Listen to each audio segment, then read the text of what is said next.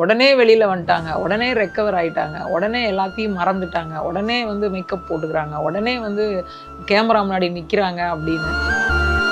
இந்த 16 நாள் day and night நீ அழுகுனா அந்த 16 நாள் என் வீட்டுக்கு யார் பார்க்க வராங்களோ அழாதீங்கன்னு எங்கள் அம்மாட்ட சொல்லாதீங்க, அவங்க அழுகட்டும், அது அவங்க ஸ்பேஸ். ஏன்னா இன்றைக்கும் அந்த இடத்த எங்களால் நிரப்ப முடியாது. 17 நாள் எங்கள் அம்மா ஷூட்டிங் கிளம்பணும், 17 நாள் எங்கள் அக்கா ஷூட்டிங் கிளம்பணும். இந்த 2 விஷயம் மட்டும் தான் நாங்கள் 2 பேரும் மைண்டில் வச்சோம். இன்னைக்கும் இந்த இந்த இந்த வேடத்தை கலட்டிட்டு உட்கார்ந்துட்டேன்னா கண்ணில் ரத்தம் வராத குறை தான் எனக்கு. இந்த ஒரு விஷயம் எப்பா சாமி இப்போ நினைச்சாலும் எனக்கு கதி கலங்குது அப்படின்ற மாதிரி ஒரு விஷயம் இருந்தது. டெலிவரி தாங்க சந்தோஷத்தை கொடுக்குதுனாலும் டெலிவரி தான். எது இனிமே வேண்டாம் அப்படின்னு சொல்லுங்கனால இதை தான் சொல்லுவேன். ஏன்னா இதுக்கு முன்னாடி அவர் மேடையில் வாங்கும் பொழுது நான் கீழே இருந்து கை தட்டி வீடியோ எடுத்து அதெல்லாம் வந்து அந்த மெமரிஸை வச்சுப்பேன். இப்போ என்ன ஆயிடுச்சு அப்படின்னா, நீ மேடையில் நில்லு, உன்னை அழகுபடுத்தி நான் பார்க்குறேன் அப்படின்னு அவர் என் ஷோல்டர் பின்னாடி என் பின்னாடி நின்று என்னை தட்டி கொடுத்துட்ருக்கேன். நான் வாங்கினதை விட அப்பாவுக்காக அம்மா வாங்கும்போது எனக்கு அவ்வளோ கர்வமாக இருந்துச்சு. உண்மையுமே அதான் சொல்லணும்னா, இவரோட பொண்ணுப்பா சே இன்னைக்கு வந்து எங்கள் அப்பாவுக்கு ஸ்டேட் அவர் கிடச்சிருக்கு, அவர் இல்லைன்ற அந்த குறை எனக்கு பெருசாக ஃபீல் ஆகலை. என் பொண்ணு வந்து ஒரு மகளா, ஒரு அம்மாவா, ஒரு மனைவியா, ஒரு ஒரு ஒரு மருமகளா, இப்போ எனக்கு அம்மாவா, லைஃப் பார்ட்னரான ஒரு பார்ட்னர், இந்த மாதிரியான பொறுப்புகளில் வந்து தன்னை கொண்டு வந்து உட்கார வச்சிருக்காங்க.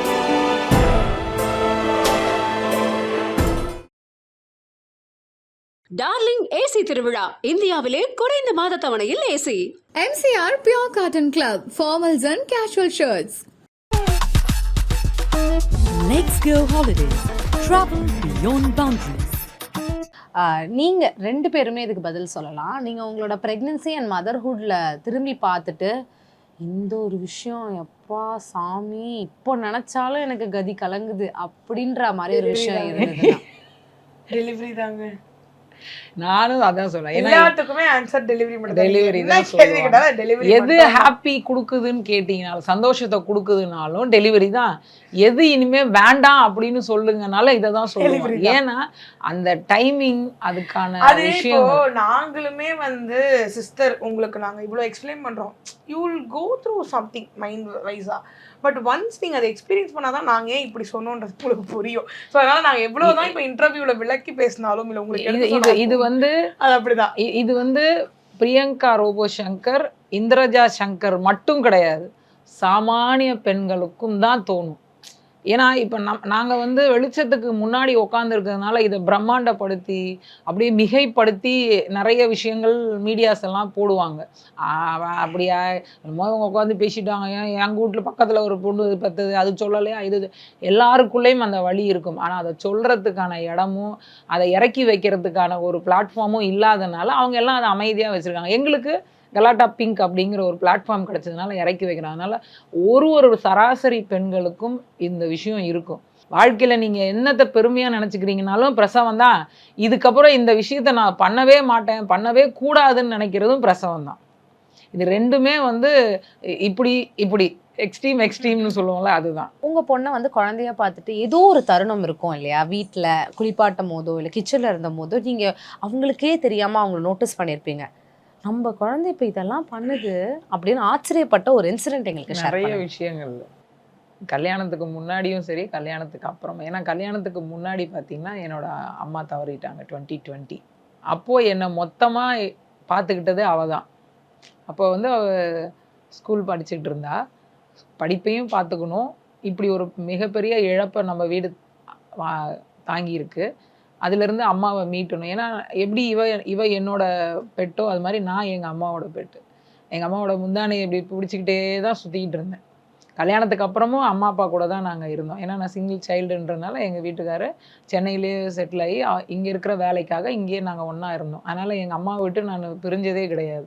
ஸோ ரொம்ப அம்மா இல்லாத ஏக்கம் இருக்கும்போது எனக்குள்ளே அந்த ஒரு மனநிலை ஒரு மாதிரி ஸ்ட்ரெஸ் ஆனோன்னா என்னை வெளியில் கொண்டு வந்தது அப்போ நான் ஃபீல் பண்ணேன். அப்போ ஒரு நாள் எனக்கு கொஞ்சம் உடம்பு முடியாமல் போகவும் டாக்டர்ஸ் எல்லாம் டாக்டர்கிட்ட கூட்டிகிட்டு போய் பார்க்கும்போது டாக்டர் திட்டினாங்க, இவ்வளோ கூப்பிட்டு நீ அம்மாவுக்கு பார்த்துக்க மாட்டேங்கிற அப்படின்னா. அப்போ என்னை வீட்டுக்கு கூட்டிகிட்டு வந்து உட்கார வச்சு ஒரு 2 நிமிஷம் பேசணும். அப்போ தான் தெரிஞ்சது நம்ம பாப்பா வந்து இவ்வளோ ஒரு பொறுப்பான பொண்ணா இருக்காளா அப்படின்னு.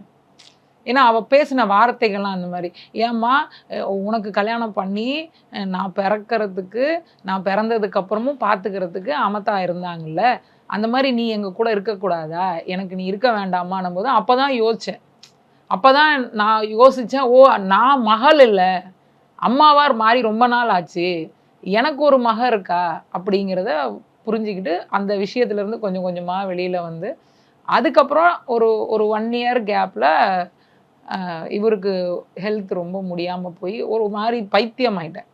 எங்கள் அம்மா எப்படி எனக்கு ஒரு பெரிய பங்கோ என்னோட வாழ்க்கையில், அது மாதிரி என் கணவர் அவருக்கு உடம்பு முடியாமல் போய் ஃபுல்லாகவே பெட் அப்படின்னும்போது எனக்கு சப்போர்ட்டாக இருந்ததும் அவள் தான். அம்மா பேசாமல் வருமா, அதெல்லாம் ஒன்றும் இல்லைம்மா, டேடி வந்துடுவாருமா, அவர் ஃபீனிக்ஸ் பறவைம்மா அப்படின்னு திரும்ப என்னையும் அவரையும் தூக்கி கொண்டு வந்து நிறுத்தினது அவள் தான். ஏன்னா அவளோட வார்த்தைகள். அப்போ 2வது தடவை நான் உணர்ந்தேன், நம்ம பாப்பா இன்னும் பொறுப்பாயிட்டாளே, இந்த வயசில் அவள் இவ்வளோ நல்லா யோசிக்கிறாளே அப்படின்னு எங்களை 2 பேரையும் அவள் தான் வந்து வெளியில் கூப்பிட்டு போகிறது, அந்த விஷயத்தை மறக்கிறது.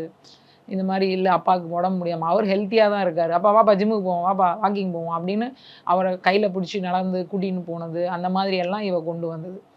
அதுக்கப்புறம் பார்த்திங்கன்னா கல்யாணத்துக்கு அப்புறம் டெலிவரிக்கு அப்புறம் டெலிவரியில் அந்த அந்த பிரசவ காலத்தில் நான் நினச்சேன், என் பொண்ணுக்கு அதை சொன்னேன் பார்த்தீங்களா, அந்த நகம் பதிஞ்சது. அப்போ நான் நினச்சேன், இவ்வளோ பெரிய வலியை அவளால் தாங்கிக்க முடியுது. ஒரு இன்ஜெக்ஷன் போடணுன்னா பக்கத்தில் இருக்க நர்ஸ்லேருந்து இருந்து எல்லாத்தையும் கட்டி பிடிச்சி வேண்டான்னு சொல்கிறவ இத்தனை பெரிய விஷயத்தை அவள் தாங்கியிருக்கா. அப்போ எந்த அளவுக்கு தன்னை பக்குவப்படுத்தியிருக்கா, எந்த அளவுக்கு அவள் வந்து பொறுப்பாயிருக்கா அப்படின்னு தோணுச்சு. அதுக்கப்புறம் சடனாக இன்னொரு மிகப்பெரிய இழப்பு, யாரும் எதிர்பார்க்காதது எங்கள் வீட்டில். அதுலேருந்து மீட்டு இன்னைக்கு இப்படி உட்கார வச்சிருக்கானா அதுக்கான மொத்தமும் வந்து அவள் தான். ஏன்னா ஒரு விஷயத்துலையும் என்னை வந்து அப்படியே உத்வேகம் படுத்தி புடம் போட்டு என்னை உருவாக்கிக்கிட்டே இருக்கா. இல்லை இந்த ஸ்டேஜை தாண்டி வெளியில் வரும், இதுவும் கடந்து போகும், இதுவும் சரியாகும், உலக நியதி இதுலேருந்து நம்ம வெளியில் வரணும், இதுக்குள்ளேயே இருந்தீங்கன்னா நீ அப்படியே ஒரு மாதிரி துரு பிடிச்சி கரையை அரைச்ச மாதிரி ஆயிடுவேன், வா வெளியில் வா, வேலைக்கு போ, அதை பண்ணு இதை பண்ணு இப்படி பண்ணு, அதை செய் இதை செய். இப்போ நீங்கள் முன்னாடி ஒரு விஷயம் கேட்டீங்க, பெண்ணுன்னா இந்த இடத்துக்கு தான் இப்படி தானா அப்படின்னு. அந்த மாதிரி என்ன நான் வந்து கொண்டு போயிட்டேன். இல்லை இதுக்கப்புறம் சாதிக்கிறதுக்கு ஒரு பெரிய விஷயத்த கடவுள் நம்மகிட்ட இருந்து எடுத்திருக்காருன்னா அதை விட பல மடங்கு பெரிய விஷயத்த நமக்கு கொடுக்க போகிறாரு. அதை வாங்கிக்கிறதுக்கு நீ தகுதியானவளாக மாறணும். அப்போ நீ என்ன பண்ணணும், உன்னை உறுதிப்படுத்திக்கோ. அப்போ நான் பெருமையாக நினச்சேன், பரவாயில்ல என் பொண்ணு வந்து ஒரு மகளா, ஒரு அம்மாவா, ஒரு மனைவியா, ஒரு மருமகளா, இப்போ எனக்கு அம்மாவா, எனக்கு அம்மா, என்னோட லைஃப் பார்ட்னரான ஒரு பார்ட்னர், இந்த மாதிரியான பொறுப்புகளில் வந்து தன்னை கொண்டு வந்து உட்கார வச்சிருக்கா அப்படின்னு அப்படியே என் பொண்ணு அப்படியே இமயமலை உயரத்துக்கு பெருமையாக தெரியுறா. உங்களோட மதர்ஹுட் வந்து உங்கள் பொண்ணுக்கிட்ட ஏதாவது ஒரு இடத்துல ரிஃப்ளெக்ட் ஆனதை பார்த்துருக்கீங்களா? நிறைய இடத்துல அவன் குழந்தைய கொஞ்சிருது. ஏன்னா நான் என் பொண்ணை எந்த வார்த்தை எனக்கு வருதோ அதில் கொஞ்சிருவேன். தங்கமி, பட்டு, பவழம் அப்படியெல்லாம் கிஜிக்கலா கச்சிக்கலக்கலா அஜக்கில் குஜிலி கிஜிலி பஜிலி என்ன எல்லாரும் கேட்பாங்க எந்த லாங்குவேஜில் கொஞ்சிறானே. அது மாதிரி என் பொண்ணு திடீர்னு பார்த்தா ஜிங்கிலின்னுவா, திடீர்னு பார்த்தா அஜிலி குஜிலி அஜிலி பஜிலின்னுவா. அதே மாதிரி குழந்தைக்கு அப்படின்னா நான் எப்படின்னா போயிட்டே இருப்பேன், எங்கேயாவது தெருவில் நடந்து போயிட்டு இருந்தேன்னா அங்கே ஏதாவது குழந்தையோட ஐட்டம்ஸ் ஏதாவது விற்கிதுன்னா யோசிக்கவே மாட்டேன், இது என் பொண்ணுக்கு பிடிக்கும் வாங்குங்க, எதுக்கு இது மாதிரி இருக்கா, இல்லை நீங்கள் கொடு, ஆனால் வாங்கிட்டு வந்து வீட்டில் பார்த்தா அந்த மாதிரி ஒரு ஐட்டம் இங்கே இருக்கும். அதே மிஸ்டேக் அவள் பண்ணுறான். அவருக்குன்னா குட்டிக்குன்னா அப்பா இது நல்லாயிருக்கும், மாமா இது நல்லாயிருக்கும், மாமா வேணாம் இருக்குமா, நிறைய இருக்குது, அது பழசாக இருக்குமே, இது நல்லா இருக்குது, இது வேறு கலரில் இருக்குது, அது வேறு கலர் அப்படின்றது அது என்கிட்ட இருக்கிற ஒரு குணாதிசயம். அதே மாதிரி எல்லாரையும் அரவணைக்கிறதுல எந்த வெளியிலேருந்து வரவங்களா அந்த வீட்டில் இருந்தவங்களா இருக்கும், எவ்வளோ விஷயங்களாக இருந்தாலும், ஏதாவது ஒரு சின்ன சரிவுகள் இருந்தாலும், ஒரு கருத்து வேறுபாடுகள் இருந்தாலும் அவங்கள்ட்ட அனுசரித்து போகிறது அவகிட்ட இருக்குது. அதில் வந்து நான் கொஞ்சம் ரொம்ப பெருமையாக சொல்லுவேன். எல்லோரும் சொல்லுவாங்க, எங்கள் வீட்டில் இருக்கவங்க சொல்லுவாங்க, பிரியா எல்லாத்துக்கும் அனுசரிச்சுக்கிறா, எல்லா விஷயத்துலையும் அவள் வந்து அடாப்ட் ஆகிக்கிறான்னு, அந்த மாதிரி இவள் வந்து இருக்கா. ஸோ எனக்கு ரொம்ப பெருமையாக இருக்கும். நீங்கள் இப்போ இந்த யங் ஜென்ரேஷனில் இருக்கிற உமன், யங் மம், அவங்களெல்லாம் சப்போர்ட் பண்ணுற அவங்க அம்மாக்கள் இருக்காங்கல்ல, அவங்களுக்கெல்லாம் நீங்கள் ஒரு மெசேஜ் சொல்லணும்னா என்ன சொல்லுவீங்க? ஒரு ஒரு சில விஷயங்கள்லாம் நம்ம கேள்விப்படுறோம். அந்த பொண்ணு சண்டை போட்டுருச்சு, வீட்டுக்கார் பேச்சை கேட்டு அம்மாட்ட சண்டை போட்டுருச்சு, அப்பா கிட்ட சண்டை போட்டுருச்சு அப்படின்னு சொல்லிட்டு பேசாமல் இருக்கிறது தயவு செஞ்சு அதெல்லாம் பண்ணாதீங்க. ஏன்னா அந்த குழந்தைக்கு ஒரு வடிகால்னு பார்த்தீங்கன்னா 1000 சொந்தங்கள் இருந்தாலும் அம்மா அப்படிங்கிற ஒரு மிகப்பெரிய சப்போர்ட்டிவ் சிஸ்டம் எங்கேயுமே இருக்காது. அதுதான் மிகப்பெரிய பில்லர் சப்போர்ட்டிங் சிஸ்டம். ஸோ 1000 சண்டையாக இருந்தாலும் ஒரு மணி நேரம் பேசாமல் இருங்க, ஒரு நாள் பேசாமல் இருங்க. அடுத்த நாள் வந்து என்னடி வேணும், என்ன செய்யணும் அப்படின்னு சொல்லுங்கள். வெளியூரில் இருக்கீங்களா, ஒரு ஃபோன் பண்ணி அடுத்த நாள் பேசிடுங்க. அந்த அந்த அந்த கோபமெல்லாம் தணிஞ்சு போயிடும். அவங்க இப்போ ஒரு அம்மாவாயிட்டாங்க இல்லையா? அவங்க உங்களுக்கு அம்மாவான தருணம் அதை பற்றி எனக்கு பேசணும். அப்போ எனக்கு ஒரு சின்ன ரெஃபரன்ஸ் கொண்டு வரணும்னு தோணுது. இந்துஜா அந்த டிவிலலாம் நாங்கள் பார்த்துட்ருக்கோம், எங்களுக்கும் ஒரு பெரிய இழப்பாக இருக்கணும் போது எல்கேஜி பிள்ளை மாதிரி அழுகுறாங்க. எங்களுக்கும் ஒவ்வொரு வீட்லேயும் நாங்களும் இவங்களோட இந்த தருணத்தில் இருக்கணுன்ற லெவலுக்கு நாங்கள் ஃபீல் பண்ணுறோம். பட் அந்த பவுன்ஸ் பேக் அவ்வளோ குவிக்காக இருந்ததுக்கு காரணம் அவங்க ஏதோ அந்த over the night or over the 2-3 டேஸில் உங்ககிட்ட ஒரு நம்பிக்கை ஒன்று கொடுத்துருப்பாங்கல்ல, உங்கள் அம்மாவாகவும் உங்கள் கணவராகவும்.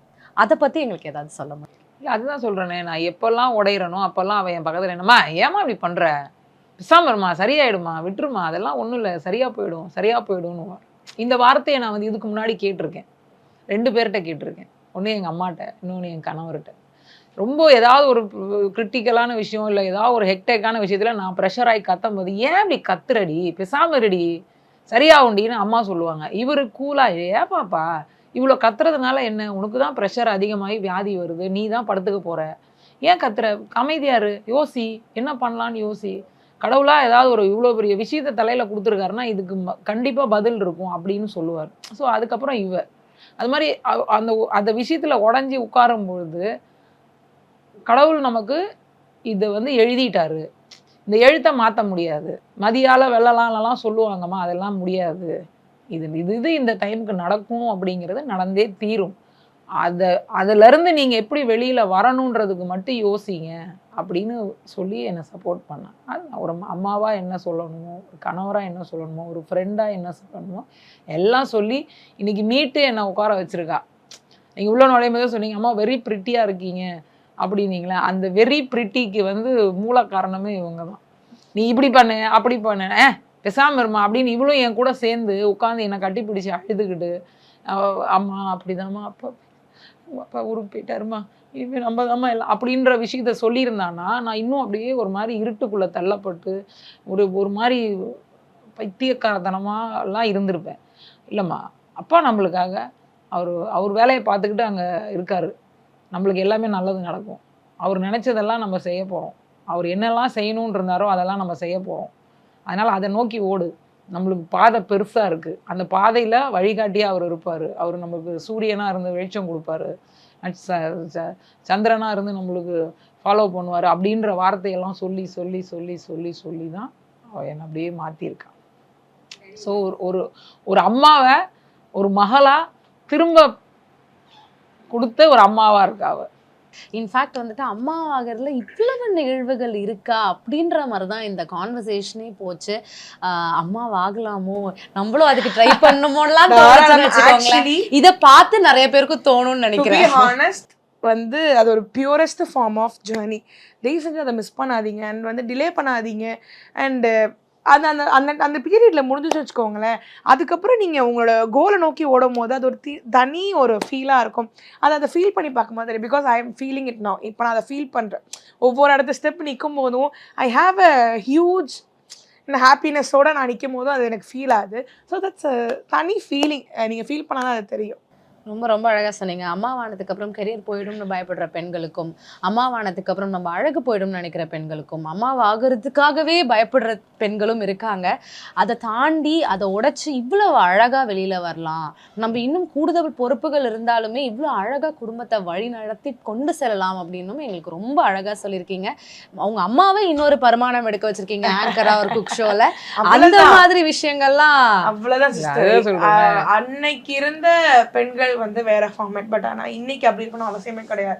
16 நாள் எங்கள் அம்மாவுக்கு நான் ஏன் கேப் கொடுத்தேன்னா, லெட் ஹர் மூன்.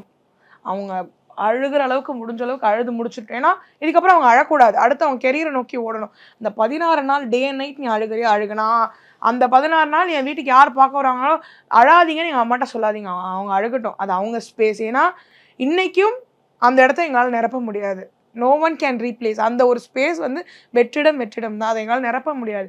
பட் ஆனால் இவங்களோட கெரியருக்கு நான் சப்போர்ட் வரேன். அந்த 16 நாள் நீ 17ஆவது நாள் ஷூட்டிங் பேக் வச்சு நீ ஷூட்டிங் கிளம்பணும்னு நானும் மாமாவும் வச்ச ஃபஸ்ட்டு ரூல் அதுதான். 16 நாள் நீங்கள் அழுகிற வரைக்கும் அழுகு. இந்த ப்ரொசீஜர் ஃபார்மேட் எல்லாமே ஊர்லேருந்து வந்தவங்க சொன்னாங்க, முடிக்கணுமா இப்போ சந்தோஷமா முடிச்சிட்டிங்களே. 17 நாள் எங்கள் அம்மா ஷூட்டிங் கிளம்பணும், 17 நாள் எங்கள் அக்கா ஷூட்டிங் கிளம்பணும். இந்த 2 விஷயம் மட்டும் தான் நாங்கள் 2 பேரும் மைண்டில் வச்சோம். ஸோ அதனால இதே தாங்க நான் உங்களுக்கும் சொல்கிறது. பெருசாக ஊரில் இருக்கவங்க எல்லாமே பேசுவாங்க, ஏதோ 10-15 புக்கை கரைச்சி குடிச்சிட்டு உங்களுக்கு என்ன பிடிக்குதோ, இங்கே என்ன சொல்லுதோ, இங்கே என்ன ஃபீல் ஆகுதோ அதை மட்டும் பண்ணுங்க.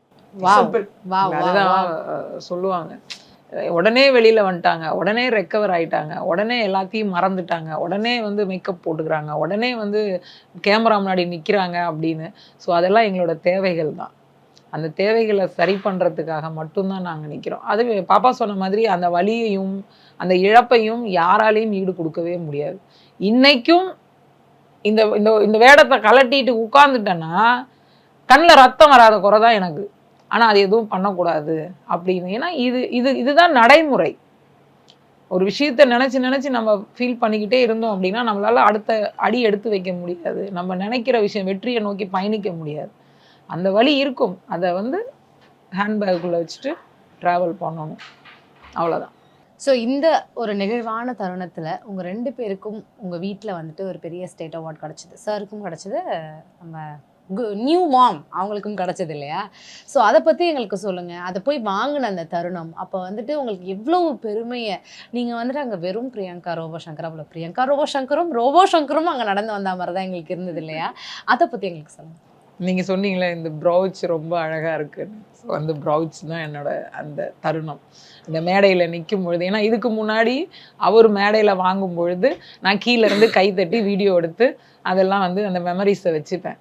இப்போது என்ன ஆயிடுச்சு அப்படின்னா, நீ மேடையில் நில்லு, உன்னை அழகுபடுத்தி நான் பார்க்குறேன் அப்படின்னு அவர் என் ஷோல்டர் பின்னாடி என் பின்னாடி நின்று என்னை தட்டி கொடுத்துட்ருக்காரு. அப்படி தான் நான் அன்றைக்கி நினச்சேன். மற்றபடி வந்து ஏன்னா அவரோட உழைப்பு அது, அவர் உழைச்ச உழைப்புக்கு தமிழக அரசு கொடுத்த மிகப்பெரிய அங்கீகாரம் அது.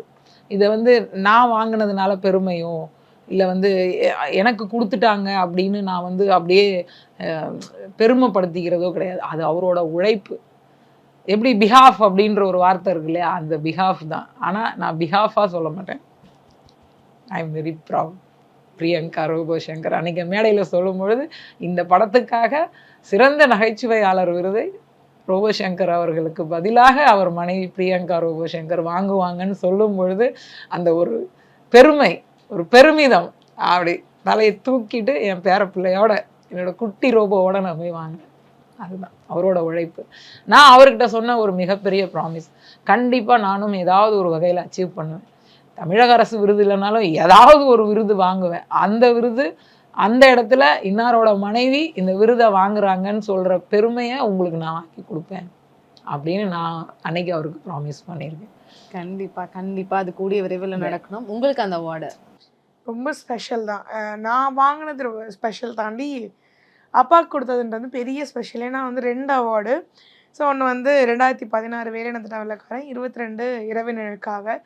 ஸோ அவருடைய பல நாள் கனவு இது, ரொம்ப அவர் எதிர்பார்த்தது. எப்படி வந்து கலைமாமணி வந்து ஒரு அங்கீகாரம் இன்னமும் அவர் கழுத்தில் இருந்துக்கிட்டே இருக்கும். அண்டு அந்த லெகசி இப்போ அம்மா கண்டினியூ பண்ணுறாங்க. ஸோ அதுக்கப்புறம் ஸ்டேட் அவார்டுன்றது சம்திங் வெரி ஸ்பெஷல். ஆனால் அந்த இடத்துல அவர் வாங்கிறதுக்கு இல்லைன்றப்போ தான் ஒரு பெரிய கஷ்டமாக இருந்துச்சு. பட் ஆனால் தேங்க்ஸ் டு தமிழ்நாடு கவர்மெண்ட், அவர் இல்லாததுக்கப்புறமும் அது அங்கீகாரம் கொடுத்துருக்காங்கன்றப்போ ரொம்ப சந்தோஷம். அன்றைக்கி நான் வாங்கினதை விட அப்பாவுக்காக அம்மா வாங்கும்போது எனக்கு அவ்வளோ கர்வமாக இருந்துச்சு. உண்மையுமே அதான் சொல்லணும்னா, இவரோட பொண்ணுப்பா இன்னைக்கு வந்து எங்கள் அப்பாவுக்கு ஸ்டேட் அவார்டு கிடச்சிருக்கு, அவர் இல்லைன்ற அந்த குறை எனக்கு பெருசாக ஃபீல் ஆகலை. அது அப்படி தான் நான் என்ன தெரியுது. அண்ட் செகண்ட் ஆப்வியஸாக எனக்கு கிடைச்சது ரொம்ப ஹாப்பி. அண்ட் ஒரே ஸ்டேஜில் அப்பாவுக்கும் பொண்ணுக்கும் கிடைக்கும் போது ரொம்ப சந்தோஷம். காம்படிஷன். ஆமாம், சிவானாவும் அவங்க பாப்பாவும் வாங்கின மாதிரி நானும் எங்கள் அப்பாவும் வாங்குறோன்றப்போ ரொம்ப சந்தோஷமா இருந்துச்சு. அது ஒரு கியூட் மொமெண்ட் தான். டார்லிங் ஏசி திருவிழா, இந்தியாவிலே குறைந்த மாத தவணையில் AC. MCR Pure Cotton Club, formals and casual shirts. Let's go holidays. Travel beyond boundaries.